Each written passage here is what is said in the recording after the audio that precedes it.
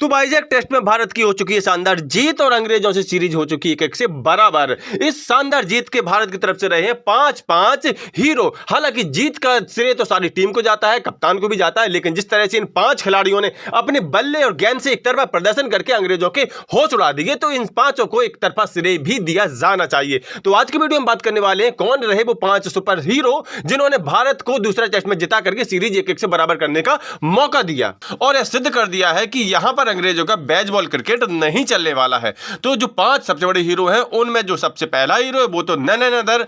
यशस्वी जायसवाल। जी हां, यशस्वी जायसवाल इन्होंने पहली पारी में शानदार दोहरा शतक लगा करके 209 रन बनाए थे और भारत को पहली पारी में 396 रनों के एक विशाल स्कोर तक पहुंचाने में मदद की थी। और इस तरह से भारत ने पहली पारी में जो अच्छी खासी बढ़त हासिल की थी वही भारत के लिए जीत के लिए निर्णायक साबित हुई। हालांकि यशस्वी जायसवाल दूसरी पारी में कुछ खास नहीं कर सकी और 17 रन बनाकर आउट हो गए, लेकिन पहली पारी में उनका बनाया गया विशाल का स्कोर भारत की जीत की कुंजी साबित हुआ। भारत की जीत के दूसरे सबसे बड़े हीरो रहे शुभमन गिल, जो पहली पारी में तो हालांकि 34 रन बना सके थे, हालांकि वो भी दूसरा सबसे बड़ा स्कोर था भारतीय पारी का, पहला यशस्वी जायसवाल का था, लेकिन फिर भी दूसरी पारी में शुभमन गिल ने जिस तरह से शानदार शतक बनाया उसने भारतीय टीम को दूसरी पारी में 255 तक पहुंचाने में काफी ज्यादा मदद की थी। और यही वजह थी कि भारत दूसरी पारी में इंग्लैंड को 399 रनों का एक विशाल का स्कोर देने में सफल रहा था। तो हमारी जीत के दूसरे सबसे बड़े हीरो रहे शुभमन गिल। जीत के तीसरे सबसे बड़े हीरो रहे हैं जसप्रीत बुमराह, जिन्होंने मैच में कुल मिलाकर के 9 विकेट झटके,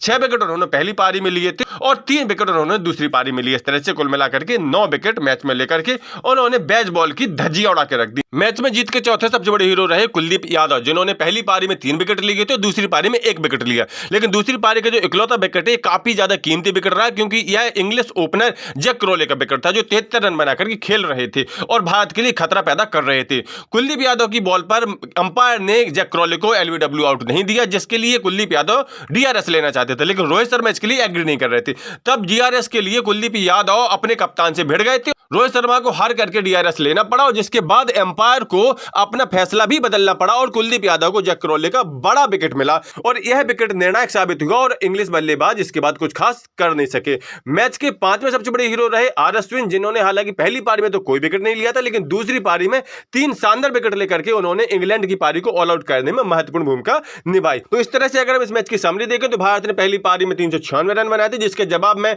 इंग्लैंड ने 253 रन बनाए थे, 143 रन से वो पिछड़ गई थी। इसके बाद भारत ने अपनी दूसरी पारी में 255 रन बनाए और इस तरह से 399 रनों का लक्ष्य इंग्लैंड को दिया चेज करने के लिए, जबकि इंग्लैंड दूसरी पारी में महज 292 रन पर सिमट गई और इस तरह से इंग्लिश टीम 106 रन से इस मैच को गंवा बैठी और भारत ने इस सीरीज को 1-1 से बराबर कर लिया। कुल मिलाकर के जिस तरह का प्रदर्शन भारतीय बल्लेबाजों ने यहां पर किया, तो 1-2 बल्लेबाजों को छोड़कर प्रदर्शन ठीक नहीं कहा जा सकता, लेकिन जिस तरह से भारतीय गेंदबाजों ने इस दूसरे टेस्ट मैच में इंग्लिश बल्लेबाजों को एक भी पारी में 300 रन तक नहीं पहुंचने दिया, उसने इस बात को सिद्ध कर दिया है कि अंग्रेजों का बेसबॉल भारतीय पिचों पर नहीं चलने वाला है और यहां पर भारतीय गेंदबाजों की ही चलेगी। कुल मिलाकर के मैच बहुत शानदार रहा और भारत को इस मैच को जीतने के लिए बहुत बहुत बधाइयां।